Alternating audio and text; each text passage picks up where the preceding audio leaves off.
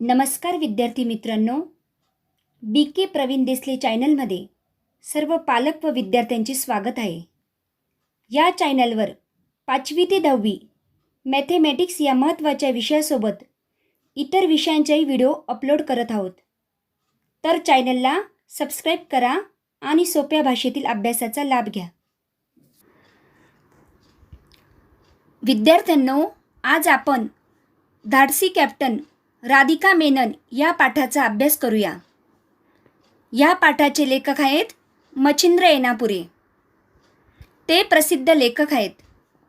त्यांचा जंगल एक्सप्रेस हा बालकथासंग्रह, हसत जगावे हा विनोदी कथासंग्रह प्रसिद्ध आहे. याशिवाय त्यांच्या किशोर, छावा केसरी आदी बालमासिके यामधून बालकथा प्रसिद्ध आहेत. त्यांनी विविध वृत्तपत्रांमधून विविध विषयांवरील लेखन केले आहे. ब्लॉगवर त्यांचे आजवर 1200 लेख प्रसिद्ध आहेत.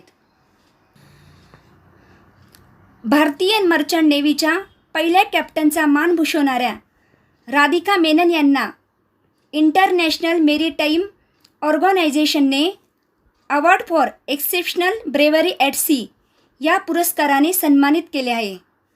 हा पुरस्कार मिळवणाऱ्या त्या जगातील पहिल्या महिला ठरल्या आहेत. राधिका मेनन यांनी जीवाची बाजी लावून बंगालच्या उपसागरात वादळात सापडलेल्या 7 मच्छीमारांना वाचवले होते. प्रस्तुत पाठात त्यांच्या शौर्याचा परिचय करून दिला आहे. प्रस्तुत पाठ हा किशोर मे 2017 या मासिकातून घेतला आहे. राधिका या केरळच्या कोदुनगलर भागात लहानाच्या मोठ्या झाल्या. धाडस आणि काहीतरी करून दाखवण्याची हिंमत हे त्यांचे गुण विशेष होत. मोकळ्या वेळेत त्यांचं नेहमी सागर किनारी भटकणं फिरणं व्हायचं. त्यामुळे उसळणाऱ्या नखरेल लाटांना पाहून त्यांच्या सोबतीनं अनंत अशा सागर सफरीला जावं असं त्यांच्या मनाला वाटायचं.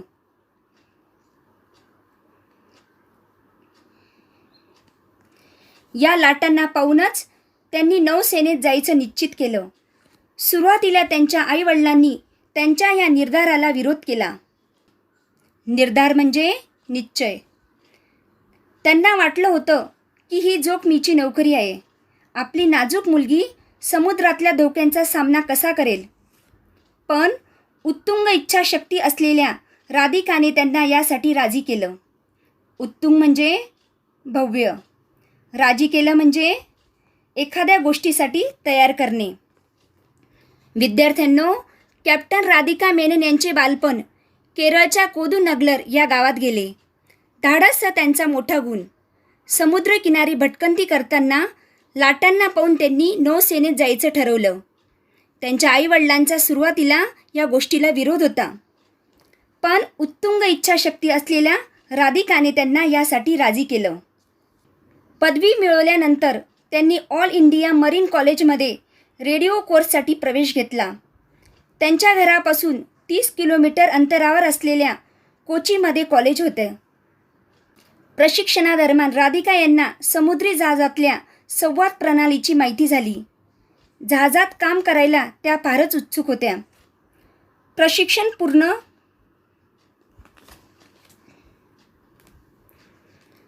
झाल्यावर शिपिंग कॉर्पोरेशन ऑफ इंडियामध्ये प्रशिक्षण रेडिओ ऑफिसरची नोकरी मिळाली आणि त्यांचे समुद्री जहाजात काम करण्याचे स्वप्न पूर्ण झाले. नियमानुसार समुद्री क्षेत्रात निर्धारित वेळेत काम केल्यानंतर 2010 साली त्यांनी मास्टर सर्टिफिकेटसाठी अर्ज केला. या दरम्यान त्यांना बराच काळ घरापासून लांब राहावं लागलं. पण रोमांचकारी प्रवासामुळं त्या खुश होत्या. शेवटी त्यांचं हे आवडीचं काम होतं ना. आता त्यांचं लक्ष होतं समुद्री जहाजाची कमान सांभाळायची. त्यांचे हे स्वप्न 2012 साली पूर्ण झालं. राधिका देशातल्या पहिल्या महिला मर्चंट नेव्ही कॅप्टन बनल्या. त्यांना मर्चंट नेव्हीच्या संपूर्ण स्वराज्य या जहाजाची कमान सांभाळायला दिली गेली. विद्यार्थ्यांनो, राधिका मेनन यांनी पदवीनंतर रेडिओ कोर्स केला. प्रशिक्षणाच्या कालावधीत त्यांना समुद्री जहाजावरील संवाद प्रणाली शिकायला मिळाली. त्या बळावर शिपिंग कॉर्पोरेशन ऑफ इंडियामध्ये रेडिओ ऑफिसर या पदावर त्यांची नेमणूक झाली. त्यानंतर त्यांनी मास्टर सर्टिफिकेट मिळवले. त्या देशातील पहिल्या महिला मर्चंट नेव्ही कॅप्टन ठरल्या.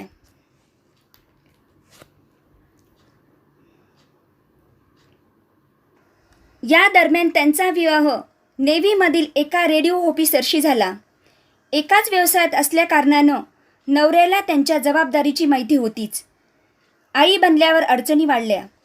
कौटुंबिक आणि नोकरीची जबाबदारी सांभाळताना अनेक अडचणी आल्या, परंतु त्या अजिबात डगमगल्या नाहीत. सगळ्यात कठीण गोष्ट होती ती म्हणजे मुलांचा सांभाळ. दीर्घकाळ घरापासून लांब राहावं लागायचं. राधिकांनी हे आव्हान देखील चांगल्या प्रकारे निभावलं. राधिकाच्या या रोमांचकारी प्रवासात घरच्यांनी मोठी साथ दिली.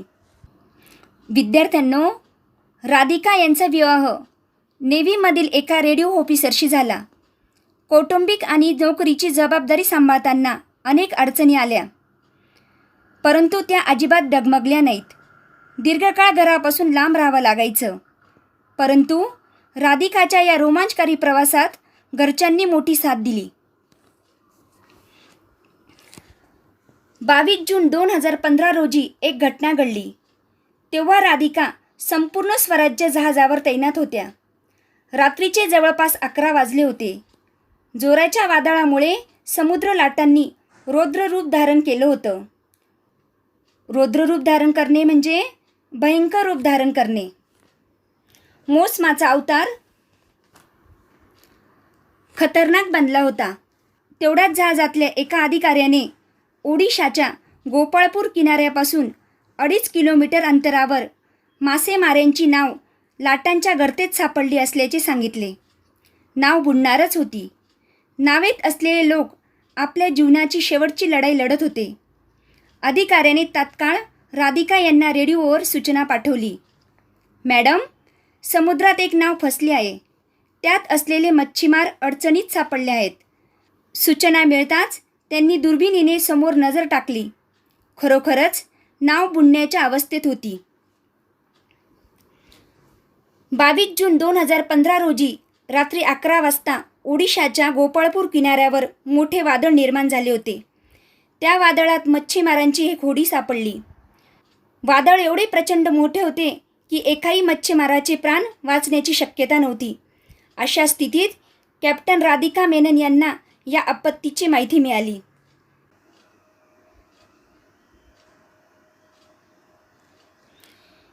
एक क्षण देखील वाया न घालवता त्यांनी सुटकेच्या मोहिमेला सुरुवात केली. पुढच्या 5 मिनिटात जहाजातले लोक बचाव कार्यासाठी सज्ज झाले म्हणजे तयार झाले. मात्र वादळाचा जोर इतका मोठा होता की त्यांना नावेपर्यंत जाताच येईना. बुडणाऱ्या मच्छीमारांना माहीत होतं की त्यांना वाचवण्यासाठी समोरचे जहाज त्यांच्यापर्यंत पोचण्याचा प्रयत्न करत आहे. ते जीवाच्या आकांताने स्वतःला वाचवण्याचा प्रयत्न करत होते. जीवाच्या आकांताने म्हणजे जीवाची पर्वा न करता प्रयत्न करणे. पण जाणाऱ्या प्रत्येक क्षणासोबत त्यांची आशा धूसर होत चालली होती. जहाजातले कर्मचारी मात्र निकराचा प्रयत्न करत होते. निकराचा प्रयत्न म्हणजे पराकाष्ठेने प्रयत्न करत होते. पहिला प्रयत्न अयशस्वी ठरला. जोराच्या वादळामुळं बचाव कार्य करणारी टीम त्यांच्यापर्यंत पोचू शकली नाही. दुसरा प्रयत्न केला गेला. मच्छीमार जितके पुढे येण्याचा प्रयत्न करत होते तितक्याच वेगाने ते मागे ढकलले जात होते. दुसरा प्रयत्न देखील वाया गेला. विद्यार्थ्यांनो, एक क्षण देखील वाया न घालवता राधिका आपल्या साथीदारांसह बचाव कार्यासाठी सिद्ध झाल्या. वादळाचा जोर प्रचंड असल्यामुळे राधिका यांचे जहाज मच्छीमारांच्या होडीपर्यंत पोचू शकले नाही. त्यांचे 2 प्रयत्न वाया गेले. सगळ्यांना वाटलं की आता सगळं संपलं, त्यांना वाचवणं अशक्य आहे. पण राधिकांनी आपल्या टीमचे मनोधैर्य तुटू दिले नाही. त्यांनी तिसऱ्यांदा आपल्या टीमला पुढे जाण्याचा आदेश दिला. राधिका सांगतात की त्यावेळी समुद्रात 9 मीटरच्या उंच लाटा उसळत होत्या. वारा 70 समुद्री मैल वेगाने वाहत होता. मच्छीमारांना वाचवण्यासाठी आमचे 2 प्रयत्न फसले होते, पण आम्ही हिंमत हारलो नाही. शेवटी तिसऱ्या प्रयत्नाला यश आलं. पायलट शिडीद्वारा मच्छीमारांना त्यांच्या नावेतून जहाजात घेण्यात आले. नावेतील 7ही मच्छीमार सही सलामत वाचले होते. सही सलामत वाचणे म्हणजे कोणतीही इजा न होता संकटातून बाहेर पडणे. वादळापासून बचावलेल्या पेरला चिन्नाराव यांच्या पत्नी म्हणाल्या, पती कित्येक दिवसापासून घरी आले नाहीत म्हटल्यावर आम्ही समजलं होतं की त्यांची नाव बुडाली. आम्हाला वाटलं ते जिवंत राहिले नसतील, पण राधिका मॅडमनी त्यांचा जीव वाचवला. मी त्यांची शतशः आभारी आहे. तिसऱ्या वेळी मात्र राधिका व त्यांच्या टीमने निकराने प्रयत्नांची शर्त केली. 70 सागरी मैल या वेगाने वादळ घोंगावत होते आणि समुद्राच्या लाटा 9-9 मीटर उंचीपर्यंत उसळत होत्या. अखेरीस यश मिळाले. होडीवरील सर्व मच्छीमारांची सुटका झाली. या साहसी अभियानासाठी आंतरराष्ट्रीय मेरीटाईम संस्थेने त्यांना award for exceptional bravery at sea या पुरस्काराने सन्मानित केले. मर्चंट नेव्हीच्या राधिका मेनन या पहिल्या महिला अधिकारी आहेत ज्यांना हा सन्मान मिळाला आहे.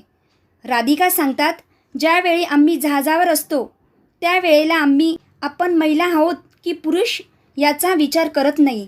समोर कठीण लक्ष्य असेल तर हिंमत आपोआप येते. हे सगळं आमच्या टीमच्या धाडसामुळे शक्य झालं.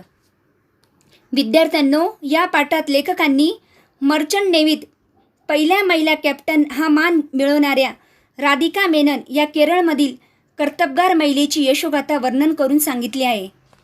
राधिका यांनी धाडस आणि हिंमत या गुणांच्या बळावर समुद्रातील अशक्यप्राय वाटणारी गोष्ट शक्य करून दाखवली. राधिका यांच्यात जिद्द होती.